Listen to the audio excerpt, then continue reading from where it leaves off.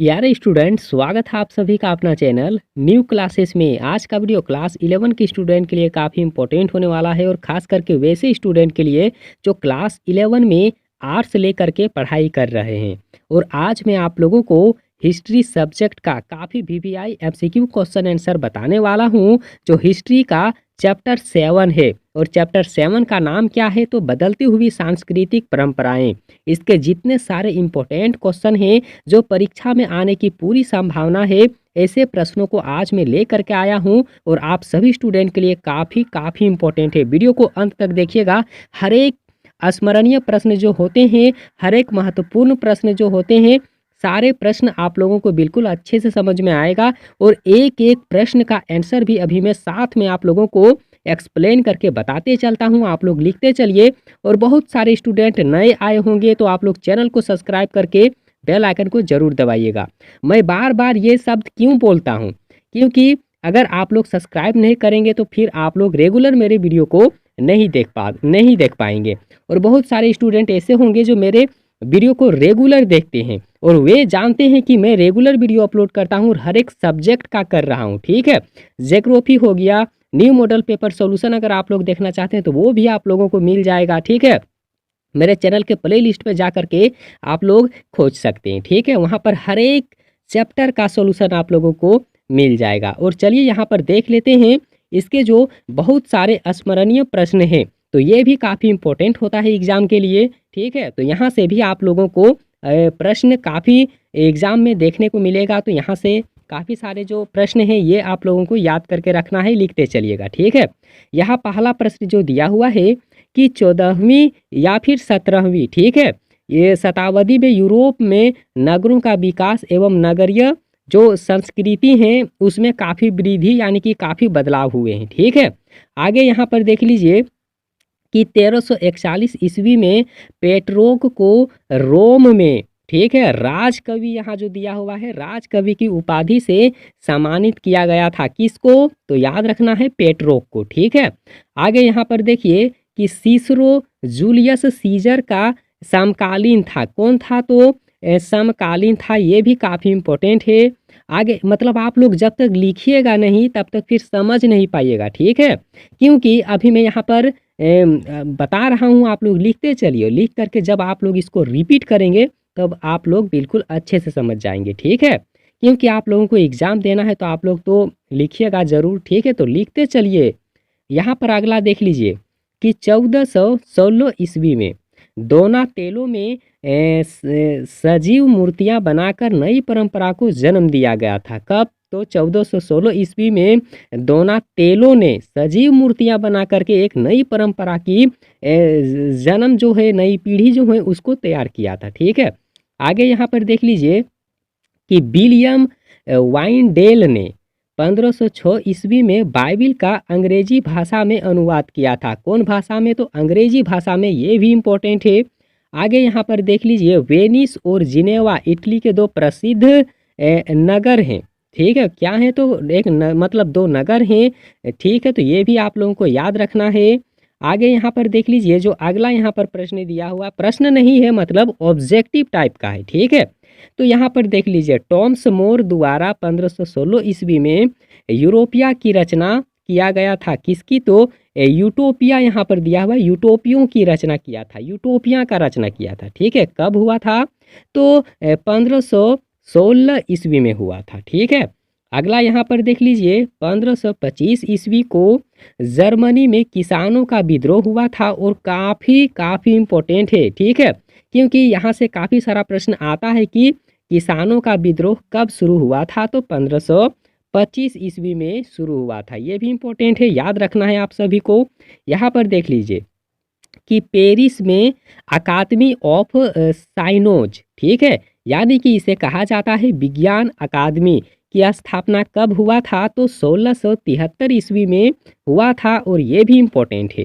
आगे यहाँ पर देख लीजिए गुटेनबर्ग ने 1454 ईस्वी को विभाज्य टाइप से बाइबिल का प्रकाशन किया था। किसका हुआ था प्रकाशन? तो बाइबिल का। ठीक है, आगे यहाँ पर देखिए जो अगला यहाँ पर दिया हुआ है कि 1390 ईस्वी में जेफ्रे चौसर ने, या फिर इसे बोल सकते हैं आप लोग जेफ्री चौसर, ठीक है। तो जेफ्रे चौसर ने कैंटबरी टेल्स का प्रकाशन किया था। किसका? तो कैंटबरी टेल्स का प्रकाशन किया था, ठीक है। आगे यहाँ पर देख लीजिए, जो आगे आप लोग देख पा रहे हैं कि फ्लोरेंस में 1349 ईस्वी को विश्वविद्यालय की स्थापना किया गया था। और ये भी इम्पोर्टेंट है, आप लोग लिख करके रिपीट करिए, फिर आप लोग अच्छे से समझ जाएंगे, ठीक है ना। आगे यहाँ पर देख लीजिए कि न्यूटन ने 1687 ईस्वी में प्रिंसिपिया मैथमेटिका की रचना किया था। और ये भी इम्पोर्टेंट है, प्रश्न इस तरह से आ सकता है कि प्रिंसिपिया मैथमेटिका की रचना किस वर्ष हुआ था और किसने किया था। तो वर्ष का बात किया जाए तो 1687 होगा। किसने किया था? तो न्यूटन ने किया था। ये भी आप लोगों को याद रखना है। आगे यहाँ पर देख लीजिए कि निकोल मैकियावेली ने अपने ग्रंथ का नाम है दी प्रिंस में मानव स्वभाव का पूरा विस्तार पूर्वक उसमें वर्णन किया था, उसमें लिखा गया था, ठीक है। ये भी आप लोगों को याद रखना है। आगे यहाँ पर देख लीजिए कि मार्टिन लूथर ने 1483 से लेकर के 1546 ईस्वी के बीच में अगर कहा जाए तो कैथोलिक चर्च के विरुद्ध में अभियान छेड़ा था, ठीक है। और आगे यहाँ पर देख लीजिए सीसरो एक वकील एवं निबंधकार भी था। क्या था? तो सीसरो एक वकील भी थे और निबंधकार भी थे। ये भी आप लोगों को याद रखना है। अब इसके देख लीजिए काफ़ी सारे इंपॉर्टेंट प्रश्न हैं, ये आप लोग लिखते चलिए और याद करते चलिए, स्क्रीनशॉट ले करके रखते चलिए, ठीक है। क्योंकि जब एग्ज़ाम आए तो बस आप लोग रिवाइज करके चले जाए। और इस चैनल में आप लोगों को जिस तरह से वीडियो मिल रहा है, जिस तरह से प्रश्न इस वीडियो में आप लोगों को मिल रहा है, वैसा आप लोगों को और कहीं नहीं मिलेगा। ये तो आप लोग पूरा याद रखिएगा, ठीक है। इसीलिए आप लोग हर एक वीडियो को देखिए, तब जाके आप लोग अच्छे से समझ पाएंगे। और यहाँ देख लीजिए जो पहला प्रश्न दिया हुआ है कि यूरोप में सर्वप्रथम विश्वविद्यालय कहाँ पर स्थापित हुआ था। तो इटली होगा इसका राइट आंसर, ठीक है। आगे यहाँ पर देखिए एक चर्चित कलाकार का नाम क्या है। तो उसका नाम है लियोनार्डो या फिर दा विंची आप लोग बोल सकते हैं। ये काफ़ी इंपॉर्टेंट है। आगे यहाँ पर जितने सारे प्रश्न अभी मैं आप लोगों को बता रहा हूँ, ये किसी साल पूछा गया ही प्रश्न है, ठीक है। हर एक बार ये पूछे जाने वाले प्रश्न है, तो आप लोग बिल्कुल याद रखिएगा। आगे यहाँ पर देख लीजिए लास्ट सपर चित्र का निर्माण आखिर किस वर्ष में हुआ था। तो 1495 में हुआ था। आगे यहाँ पर देखिए कि ग्रेगोरियन कैलेंडर का आरंभ कब हुआ था। तो 1582 ईस्वी में हुआ था। ये इम्पोर्टेंट है। आगे यहाँ पर देख लीजिए, आगे जो दिया हुआ है कि 90, ठीक है, 95, ठीक है, ये आप लोगों को याद रखना है कि 95 थीसिस की रचना कब हुआ था। तो 1517 में हुआ था। आगे देख लीजिए कोलंबस अमेरिका कब पहुंचा था। तो 1492 में पहुंचा था, ठीक है। आगे यहाँ पर देखिए जो अगला यहाँ पर प्रश्न दिया हुआ है कि 1816 से लेकर के 1865 ईस्वी के बीच में, ठीक है, दास प्रथा को लेकर के गृह युद्ध किस देश में चला था, किस देश में हुआ था। तो अमेरिका में हुआ था। कहाँ पर? तो संयुक्त राज्य अमेरिका में गृह युद्ध चला था, ठीक है। आगे यहाँ पर देख लीजिए on the origin of species पुस्तक किसने लिखा है।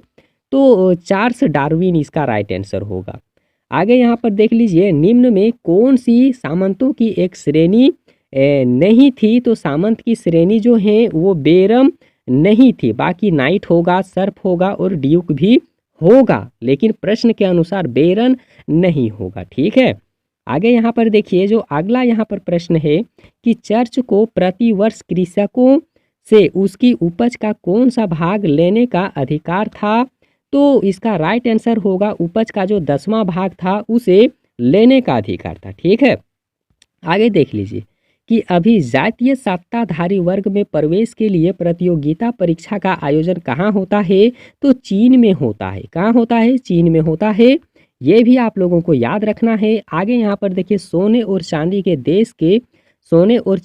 देश के विषय में आखिर किसने सुना था। तो पिजारो होगा, ठीक है। आगे यहाँ पर देखिए कि हेलेनीज किस देश के निवासियों को कहा जाता है? तो यूनान के जो निवासी हैं उसे हेलेनीज के नाम से जाना जाता है। ठीक है, आगे यहाँ पर देखिए कि ओलंपिक खेल किस प्राचीन सभ्यता की देन है? तो यूनान ही होगा। ठीक है, और ये था आप लोगों के लिए इम्पोर्टेंट क्वेश्चन, और भी मैं बहुत सारा लाऊंगा। तो आप लोग चैनल को सब्सक्राइब कीजिए, साथ ही बेल आइकन को जरूर दबाइए, और अपने अपने दोस्तों को, अपने अपने भाइयों को, अपने बहनों को जरूर बता दीजिए कि इस चैनल में अब रेगुलर वीडियो अपलोड हो रहा है।